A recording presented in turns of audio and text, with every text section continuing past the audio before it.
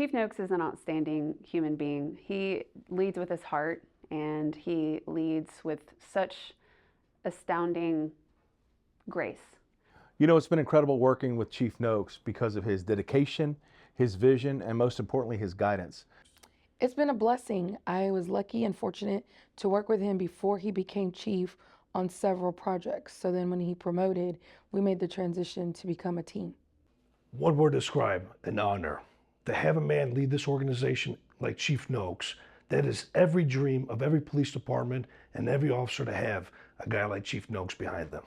I've never met such a man who possesses such grace and humility, and who exemplifies and glorifies Christ with his actions and his interactions with people. Also love his wife. Kim is amazing. And so we just got back from DC, and I got to help them navigate, the loss of another brother, and it's been true honor to be his chief of staff.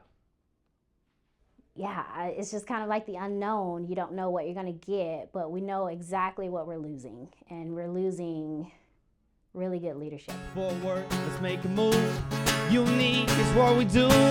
Take a seat, be introduced to the lives in FORTitude. Burn the town down, Cowtown, let's dance, interact, meet some new friends. Go ahead, cancel all your plans for the stories you'll remember in FORTitude. He and Kim are dear, trusted friends. They're in that circle of trust that is so precious to us. He is the friend that everyone wished they had. He is the friend that we are blessed to have. And it's like Rosie said, it's mixed emotions today. But at the same time, he's made this journey. He's completed his watch. He's still with us, and he's going to continue to be a part of this city, along with his leadership, his love for first responders, his family, the police department, and his own family. So we wish them the best of luck and Godspeed in this next chapter. Welcome back to the Bob Bowen Public Safety Complex. We're here with one of our good friends and soon-to-be retired Fort Worth Police Chief Neil Noakes. Chief, how we doing? Hanging in there. Still trying to wrap my head around all the changes coming. Yes, sir. Well, thank you for being here. This is our second real podcast with you. You've been gracious enough to let us ride around with you before. You brought us into your office for today's podcast. We're grateful to have known you. We've enjoyed the time, and as we round this thing up with you, we have a couple questions we wanted to ask you about your time and your thoughts, and hopefully you'll share with us some of your feelings of the future. So, yeah, love to. All right. So, Chief, you started with the department year 2000 as a cadet. That was, by my simple math, 25 years ago. That's quite a career, Chief, and you've ended up at the very top where you are today. Can you put any thoughts, words into what 25 years of the police department means to you? It means everything. I think back on that. So May 30th of 2000 was my first official date with the Fort Worth Police Department. And I remember coming in, I didn't know what to expect. I didn't know exactly where my career would go. I'd never done policing anywhere else before. But having talked to a lot of other people who were in the profession, I knew that Fort Worth was where I wanted to be. Worked out, I got hired. The academy was tough. It was really tough, but it's intended to be so, to prepare us for what we need to do when we get out of the academy and actually go serve the residents and all the communities in Fort Worth. And I remember that was the most fun I had, was my first couple of years in patrol, really learning the job, really connecting with other officers, with the community, being a patrol officer, a beat cop. That was the most fun. And if you had asked me back then where I thought my career would end, I wouldn't have said here in this office.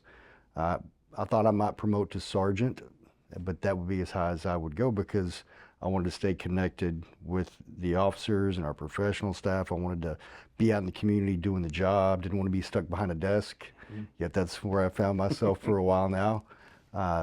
It's been a very rewarding career that I never thought would bring me to where I am now, but it has been absolutely the honor of my professional life to be able to be in a leadership role like this for the department and the city that I love. That's wonderful. Do you still remember that very first day?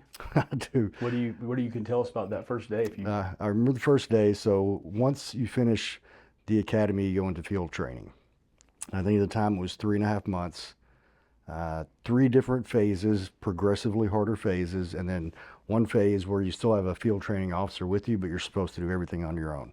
They're a ghost in the car, so it's called a ghost phase. And I remember that first day in field training, I didn't know what I'd gotten myself into. I will say back in 2000, they didn't treat rookies poorly, but they like to haze us a little bit. But it's all done in fun. I think now we show our probationary officers a lot more respect coming in because they've earned it, but they still have to earn our trust. They've got to really earn their reputation in a good way. And I found early on with the training officer I had, a guy named Matt Davis, he was a corporal at the time, that I had a partner in that car with me, not just a field training officer, but somebody, he was going to be hard. He wanted to make sure I did the job well, but he was there to support me and make sure I got through. And I could say that with all my training officers all the way through. Then I remember the first day when I was on my own, when nobody else was in the car, absolutely terrified. My fear was failure. I didn't want to let anybody down. I didn't want to go out there and do something stupid to embarrass the department, not intentionally doing something stupid, but just making a mistake. But as soon as I punched in service and went out there and started answering calls, it all just fell into place. And that training that I'd been engaged in for so long to get ready, it definitely paid off. That's wonderful. Now with roughly 2 weeks to go before you depart, what's going through your brain like these moments in time? You know, I've been thinking a lot about my career, things I haven't thought about since they happened. Just remembering good times, sometimes the not so good times. Thinking about all the people that I've been able to work with.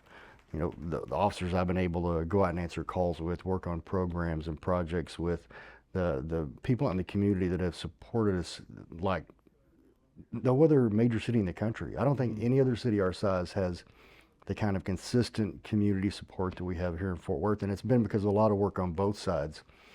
But what I've been trying to wrap my head around is what retirement's going to look like. When you go to a place for 25 years, you have a sense of safety and security there. It's odd to say when you're talking about policing, not a lot of safety and security sometimes, but you have a sense of purpose. And once I leave here, I'm gonna have to find a new purpose, something else. And it's kind of strange to not know that this is where I'm going to be after doing it for a quarter century. Yes, sir. You mentioned before the show, Chief, that in year 2000, there's roughly 545,000 citizens of this city. And now that's more than doubled. We're over 1 million people now.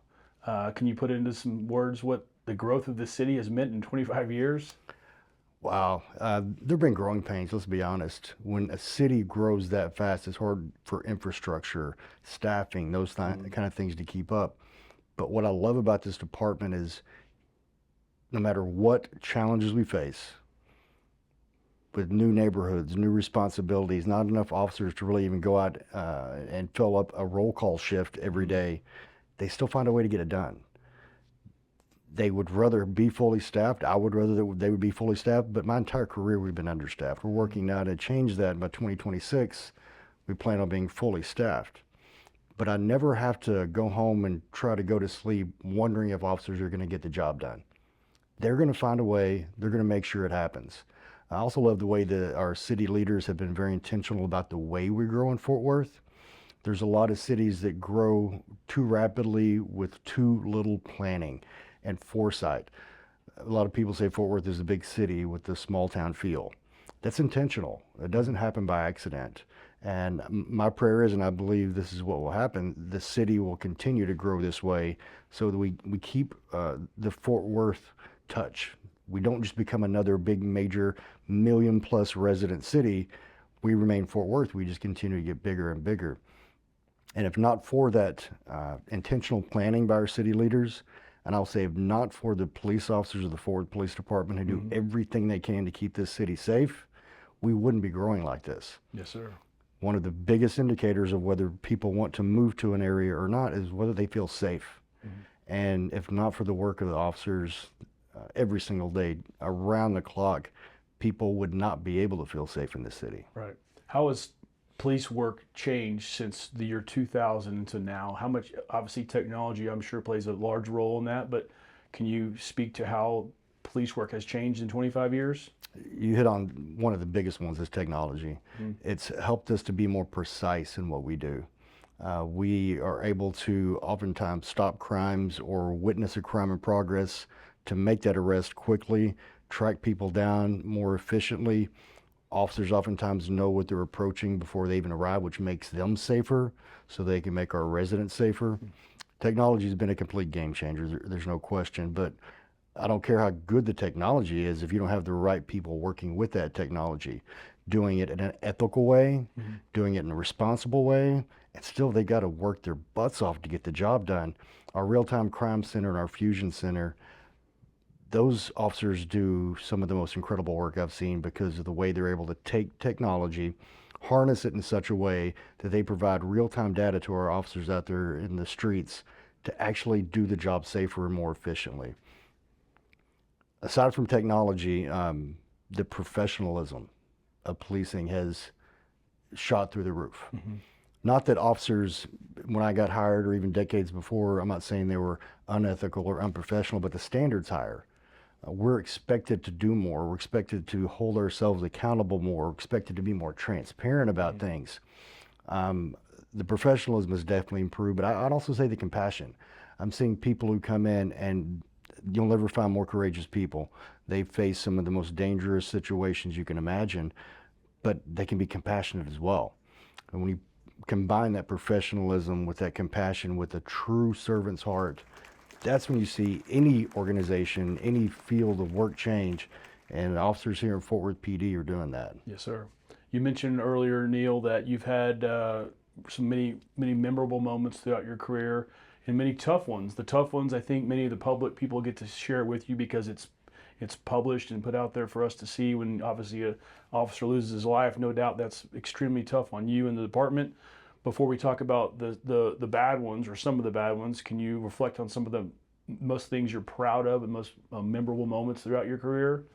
I've got memorable moments every day because unfortunately I don't get to see everything that happens because we have so many people. If we were fully staffed, we'd be with our officers and our professional staff around 2,500 people. We're running between 2,200 and 2,300 right now because of some vacancies we have. So I can't see every good thing everyone does every single day, but I do hear from other officers, maybe their chain of command will tell me. I might see a body cam video of how something went so well, the way an officer was able to resolve a situation. And we have city leaders, we have residents that reach out and let us know too, the incredible work that officers are doing every single day. The things I'm most proud of are not anything that I've done, it's seeing the work that's being done out there right now. The ones who are fulfilling the mission, hands-on, in our neighborhoods, getting the job done. All those are what make me feel really, really proud. Fair enough. And can we talk about you for a second? How about you personally? Personal things that have really meant a lot to you over the years, cases and things you've uncovered and solved and helped. And is there anything personal you can share about? I can't think of a single thing. No. Okay, fair enough.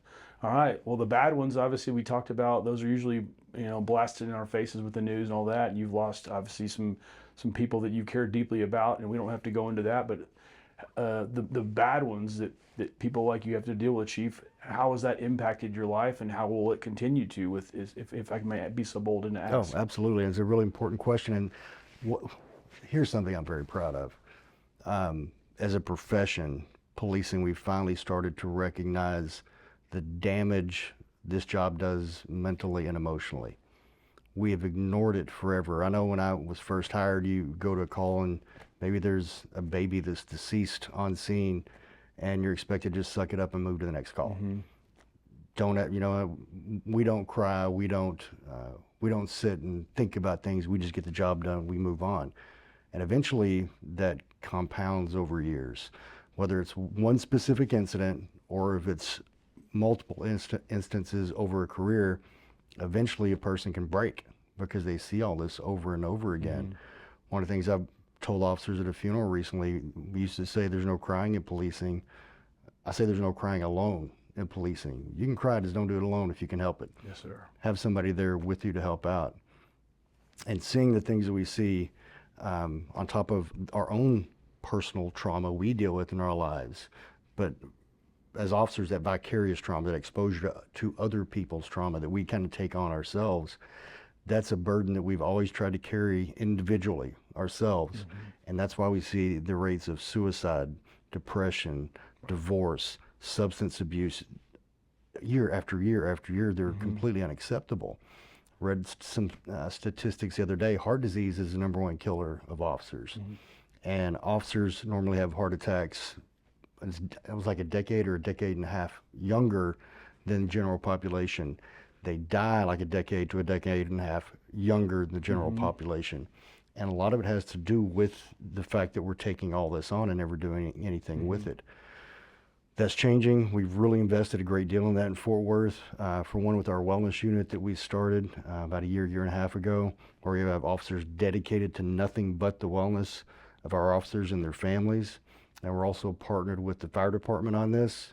And we're talking about police, fire, EMS, our dispatchers, all first responders and their families are involved in this. But to come back to your original question, I can think of so many throughout the years.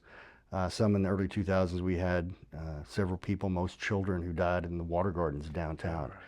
Church crew from Chicago that came in. That was a really hard one to actually be at. A lot of people heard about Ethan Couch, the affluenza teen. That was the worst accident scene I'd ever seen in my life, by far.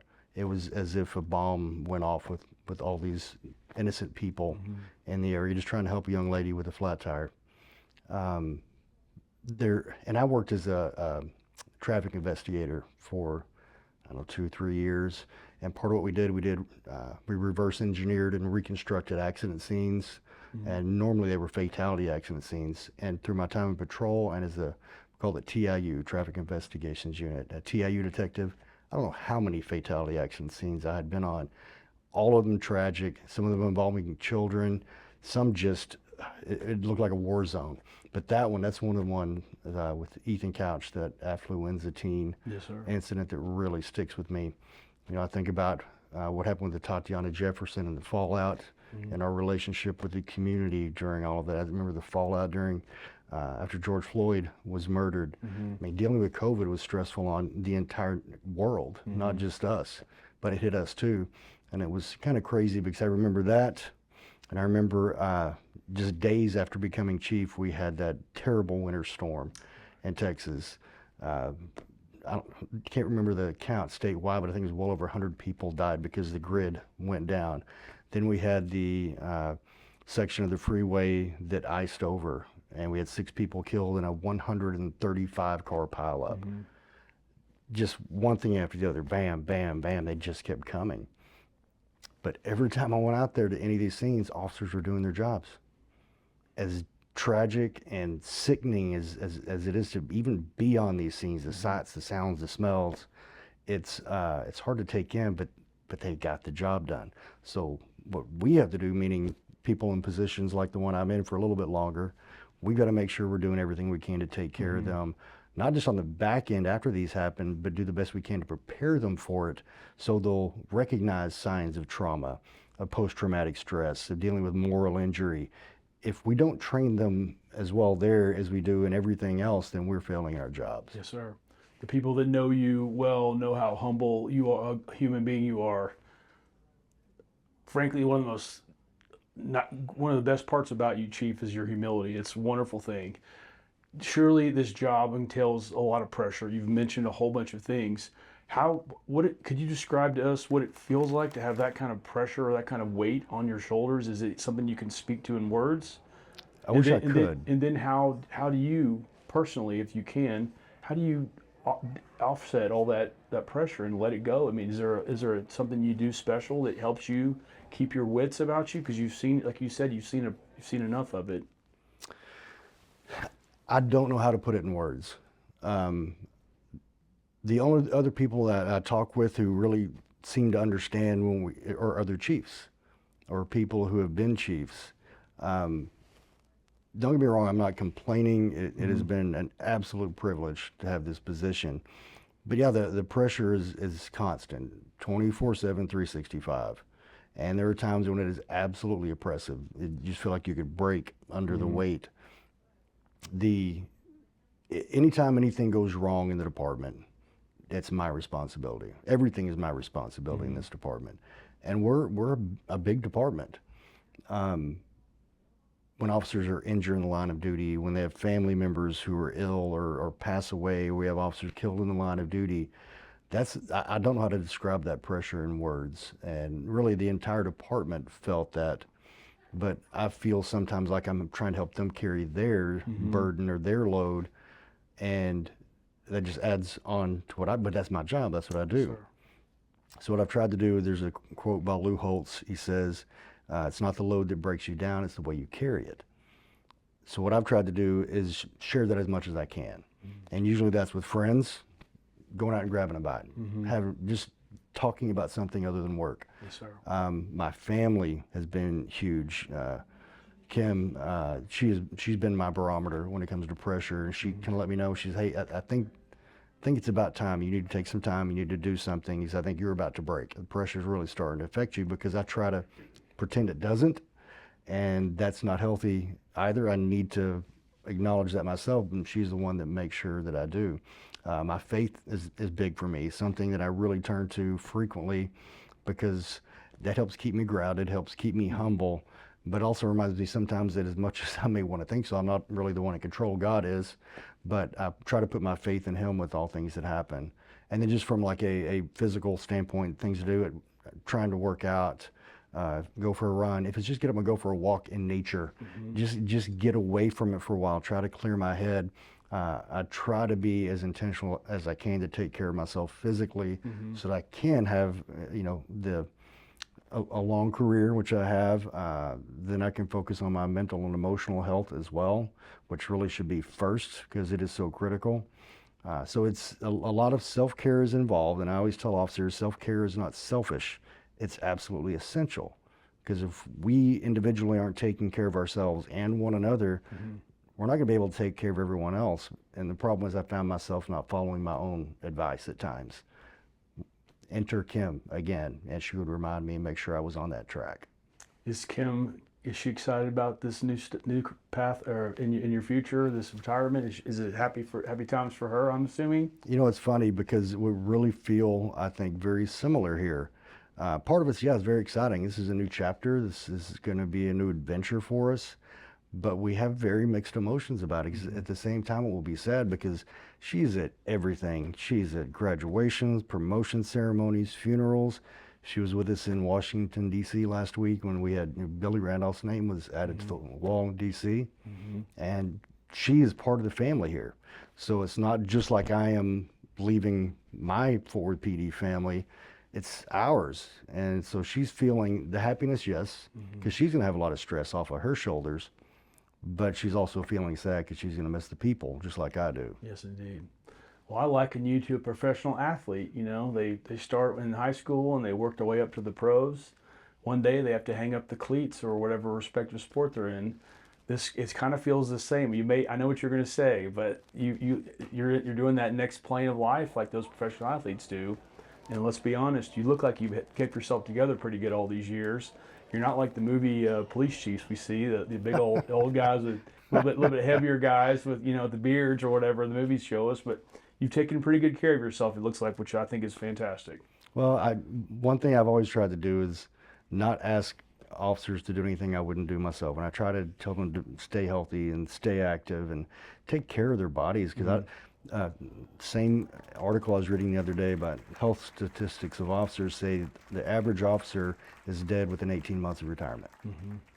We can't have that. I want people to wear out that pension system, live twice as long after this job than they did while they were working in this job. But we got to be able to we have to take care of ourselves first. So I've tried to take care of myself, so I'm showing I'm willing to do it too. I'm far from a perfect example, and there have been plenty of times I've failed on eating right or getting enough sleep or staying consistent with being active and exercising. But I try my best to be what I'm asking others to be. Yes, sir. What do you want your legacy to be with the Fort Worth Police Department? I had somebody ask me this recently, and the fact is, what I want it to be doesn't matter, because that's not my choice. A person's legacy is determined by people other than themselves, right? So what I would do is encourage people to think about that, not on their way out, but think about that every day they're at work. Because it's the work you do every single day consistently that eventually is going to be your legacy when you leave. And you may leave thinking you have a certain legacy and then find out after you leave that's not what everybody else thought of you. That's why it's good to surround yourself with people who are honest with you. Don't surround yourself with people that always say, yes, Chief, that's a great idea, when they know for a fact it's not. People who will tell you when you're wrong, explain why, and maybe help you come up with a better decision. If you're always surrounded by people who tell you you're always right, you need to take another look at your team, because nobody's right that often. Nobody. What I hope is people saw me as someone who really cared about the department and the city, because I cared about the people in the department and the people in the city. Somebody who did try to put everybody else first to take care of the team, this massive team we have. And I always try to encourage people to be a humble servant leader. And if I could be considered that, then I guess I've done my job. That's a great answer. You kind of answered the next question. Is like, if you had a hard time with that, the legacy question, not that you had a hard time, but what would your people around you say about you when you leave? What do you think they would say about working for Chief Noakes? You kind of answered that a little bit. Well, I hope so. I'm not going to put words in anybody else's mouth, and feel free to ask if you want to add to the podcast at the end. But I hope those are the kind of things that would be said. I know there's so many people in this department I could say that about. All right, the $1 million question now. Future plans? A whole lot of nothing for a while. Plan on traveling. As you know, I've got had my first grandchild recently. It's been almost a year now. I got a grandson, and within about a month or so of retirement, I'm gonna have a granddaughter as well. Nice. So I'm gonna be doing granddad duty every chance I get. I love to travel a little bit with Kim and then with the family. Do things to de-stress. The thing is, I don't want to just sit around, so I will be doing something at some point, and I probably won't wait very long because I don't want to just stall. I feel like I still have more to give. I don't know what that is yet, but I want to make sure that I'm staying connected to this city and this department and all the people that I love. They've given so much to me, I still want to give back some way. Yes, so I anticipate something where I'm still engaged with the department and the city at some level. Something tells me you're not going to be far away for the rest of your life, being the servant and humble heart that you are. So. Well, we're not planning on moving. We're not going anywhere. This is home. This is where we're going to stay. Was there a moment in the last 6-8 months a pivotal moment that made you to come to this conclusion that you needed to retire? If I can be so invasive and ask. Sure. Was there something that happened that you knew that it was my time? Kim and I have been talking about it for a while. You know, we weren't sure if that was what the right move was. You know, prayed a lot about it. I talked with very few select people, you being one of them, about, hey, you know, what are the pros and cons? Should I stick around? I thought about Johnny Carson, I think it was, when he was coming to the end of his time with The Tonight Show. People were asking why he was leaving, and they said, you're at the top of the game, what's wrong? And he said, I would rather leave while people are asking me, why are you leaving, than stay until people ask me, why won't you leave? There's a lot of chiefs across the country that are not getting to leave on their own terms. And sometimes it's because they did something wrong. Other times a chief could be at home, asleep, in bed, but if something happens with one of the thousands of people in his or her department, the chief oftentimes is the one that takes the fall. Yes, sir. We're all kind of living on borrowed time, if you will. And not that anything was coming along that made me think my job was in jeopardy, but I was, part of it, I'm tired. And it's the kind of tired you can't sleep off. This job requires somebody with a high revving engine and a full tank of gas, and I was beginning to feel like my engine was sputtering and I was running on fumes. And the department deserves better than that. They deserve somebody that's still got all the energy they need to get the job done. And I never would want to stick around past the point of being effective, being of a benefit to the department and all of our Fort PD family. So when we talked about it, we went back and forth with the pros of staying, the pros of going, the cons of staying, the cons of going. And it's hard to explain how it wasn't one thing that happened. But I've had several retirees tell me, when you know, you know. And they couldn't explain it either. But it's like one day they woke up and said, you know what, it's time. And I think that's kind of the way it went with me and Kim both. One day after talking about it, and some days I felt like, yeah, I should go ahead and retire. Other days I thought, no, I'm going to stay for another 5 years. One day was like almost in unison. We woke up and said, you know what, it's time. Having grandchildren, that was a big part of it. All of us in just about any profession, but especially police officers, where you're working sometimes holidays, birthdays, anniversaries. You may miss a child's game or a performance at school. We've all had to suffer through that, and it sucks. I don't want to have the same problem with my grandkids, and I want to be able to have more time to invest in quality time with my kids and my wife, my parents, my sisters, my whole family. It's the best reason I could ever expect to hear, and I believe you when you say that. So June 2nd was a Monday.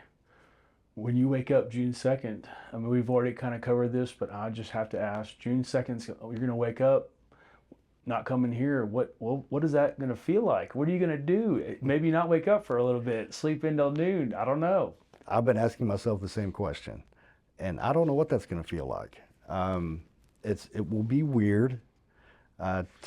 Now, every morning when I wake up, I'll get my coffee, and the first thing I do is check emails to see if somebody died, to see if there was something tragic happen, if an officer was injured, if it was normally I'm called and people let me know, or they'll at least shoot me a text, but sometimes they've got it handled by the time it gets to my level, so I just get an email instead. It'll be nice not having to wake up looking for something tragic every single morning. I will, matter of fact, my emails, won't be a lot of emails to read, probably just some spam on my personal email. Because you get cut off, I assume? I will have no more access. I'll be out. I'll be out. And I'll be down to one phone instead of having my personal and my city phone. You see me carrying that around frequently. I won't have to check for text messages, calls. It's going to be much more relaxing, but I think in a way it's going to be stressful, because my body is used to it. I read an article recently how officers are addicted to cortisol. They don't even realize it, basically the stress hormone. But you feel it so much, your body has to adapt to it. And at some point, that adaptation turns into an addiction. It's like you almost crave cortisol. It'll take some time for that to cleanse out of my system. But I look forward to the challenge. As sad as I am to not be coming back here that Monday, I'm excited to see what the future holds. You posted a few weeks ago, or maybe it was last week, you and the family had met somebody really interesting, Post Malone, which leads me to my question. You've met some incredible people throughout your career. Even as chief, I'm sure you've traveled and met other chiefs. Could you talk about some of the really impactful people in your life that you met? And Post Malone can be one or not. I mean, people like that, though. Absolutely, and I mean this with all sincerity, you're one of them. I mean, meeting people like you who've been so invested in Fort Worth, not just through business, not just through, the friends you've always had, but you do amazing things. You're an author. I mean, I don't know where you find the time to do all the things you do and do this podcast, but brother, you're knocking it out of the park, and meeting people like you has been absolutely amazing. It's a good deflection, by the way. Thank you for that. I'll talk about Posty all day long, man. I'll be honest with you. I didn't know what to expect. I know who he is. I know he's a local guy. I had some hopes on what he would be like.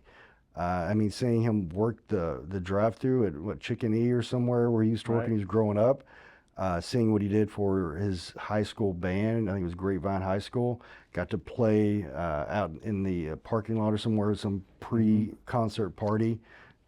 Who does that kind of stuff? That is really cool to see him do that. And then he shows up, and he comes out with his polyester Wranglers, this huge hat, a cigarette hanging out of his mouth. And I'm like, okay, what's this guy going to be like? One of the most humble people I've ever met. Every time he answered anyone, it was yes, ma'am, no, ma'am, yes, sir, no, sir. Hundreds of people are trying to get around and get a picture with him. Every single one, he stops what he's doing. Yeah, no problem, I'd love to. Takes pictures, sign an autograph. He was so down to earth, it was more than I expected. The guy was actually really cool. I was impressed with the kind of person he was, and I told him, people will respect you more for your character than your accomplishments. And obviously he's had tons of accomplishments, but I said, man, I respect you more for your character than anything else you've done or ever will do in the music industry. Anybody else, like other than musicians, world leaders, national leaders, politicians, other police chiefs that have really impacted you throughout your time? You know, my time in motors, we would do escorts, sometimes for TCU, to football games and things, and we had world leaders and politicians, and that was kind of cool, just being around people like that. But some of the ones that really I think were the most impactful, like Dak Prescott. He's signed this helmet for me right here. The guy is incredible. There's people who see him play and they may respect him for his athletic ability or just because he's the Dallas Cowboys quarterback. But what a lot of people don't know is the work he's doing behind the scenes and his nonprofit, Faith Fight Finish. They do incredible things in so many different areas. One has to do with mental health. He's only lost one brother to suicide.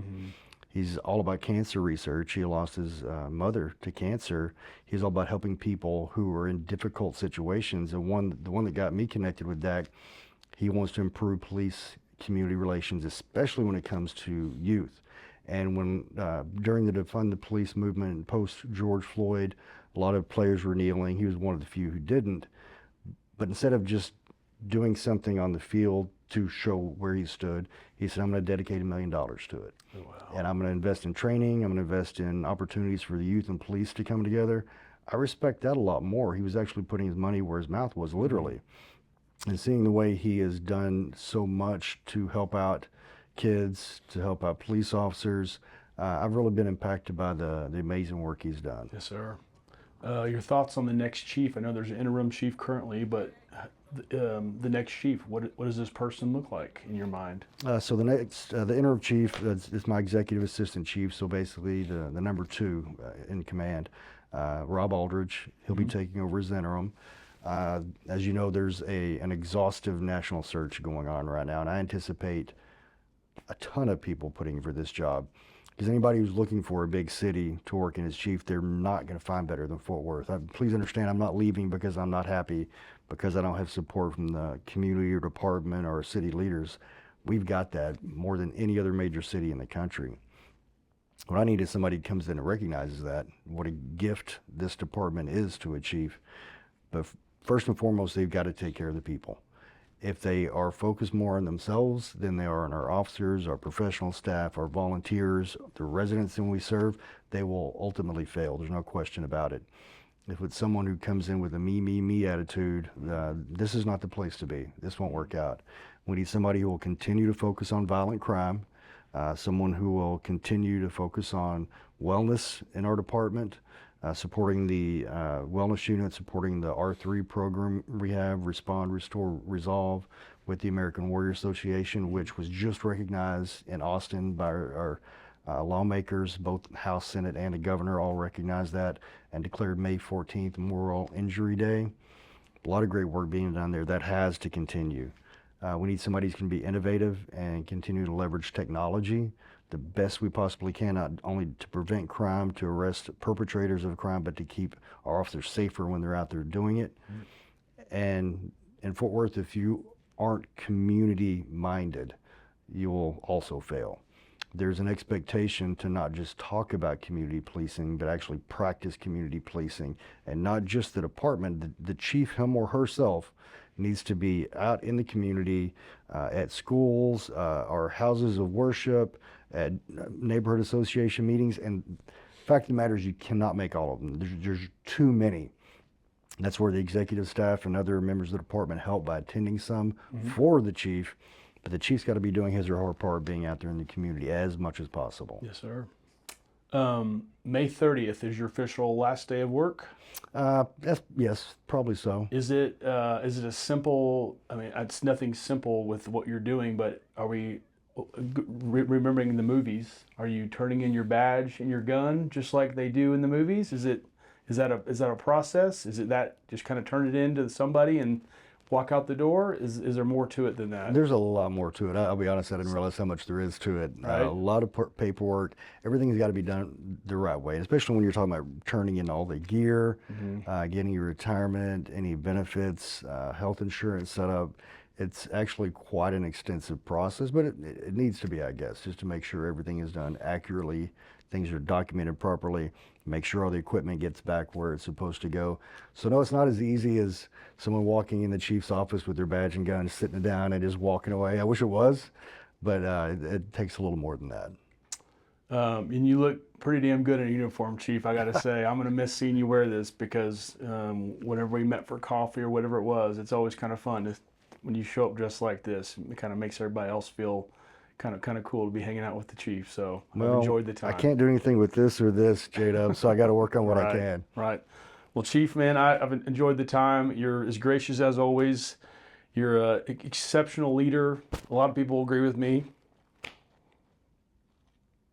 I'll try to get this out, but you've been a gentleman, you've been a good friend, you've been a devoted husband, devoted chief. You're smart, you're open-minded, you think of things that others don't, and you don't sit around and wait for the dust to settle. You're always going, and one of the things I love about you, again, 25 years doing a job for anybody is remarkable, but the way you did it, the way you handled yourself, it's been special to watch.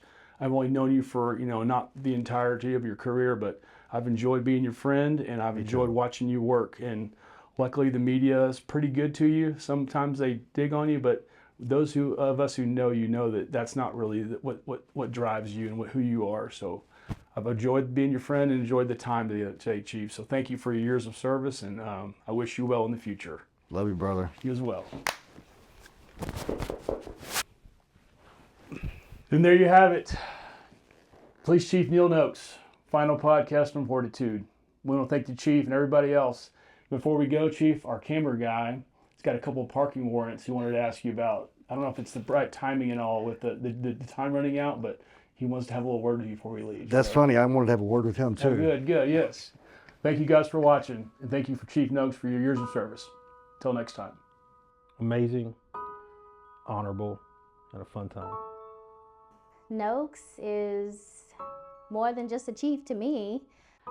He's a great listener, and you can tell that he is loved by the way when he leaves a room, people just enjoy what they just listened to.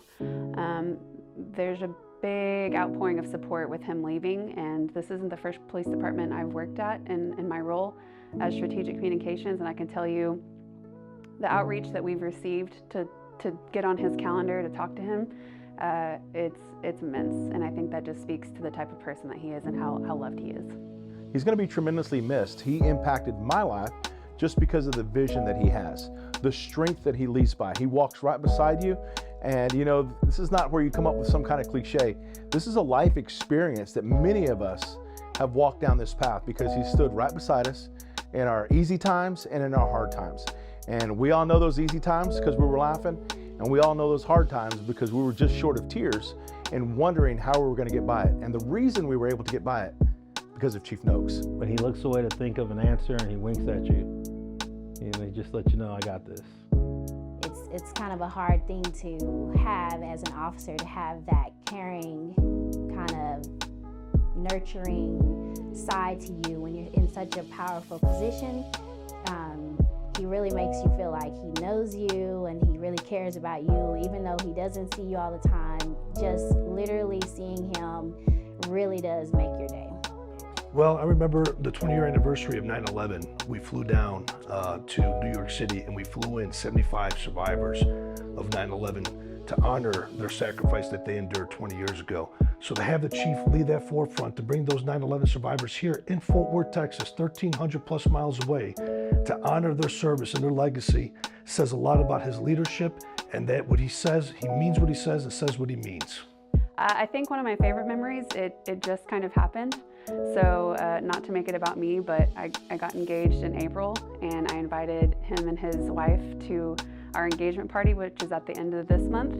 And he thought it was our wedding. And so when I corrected him and said, "No, Chief, it's just an engagement party," he had to go find his wife and let him know. And she goes, "Oh, I knew it." She was like, "I was impressed that they could get it done and quickly, but we still cleared the calendar and we're still going to be there." What that means to me is the fact that no matter what the event was, he was still going to attend to support his people, and that's what he does. He makes sure that he shows up for his people, and when he says, you know, put yourself first and make sure that you're looking after yourself and each other, he really, really means it, and that's just one example of how much he cares about his employees. I met him before I became a police officer. I was a civilian trying to get my way here, and he really encouraged me. He was a sergeant at the time in traffic, and I'll never forget the conversation I had with him under the tree when we were coming in, and he told me to continue to push for my goals and my dreams, and that was obviously to become a police officer, and here I am. Now I'm a corporal, so it has been amazing. It's going to be a really hard loss when he leaves. Absolutely, I will miss Chief Noakes and his family.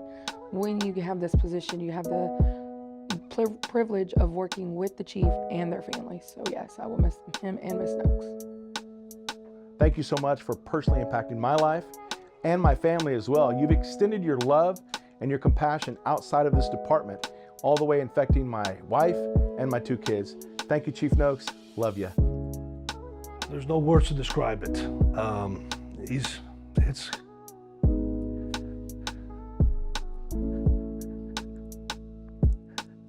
It's gonna be hard. Great man, an honorable man. It's gonna be hard. It's gonna be hard.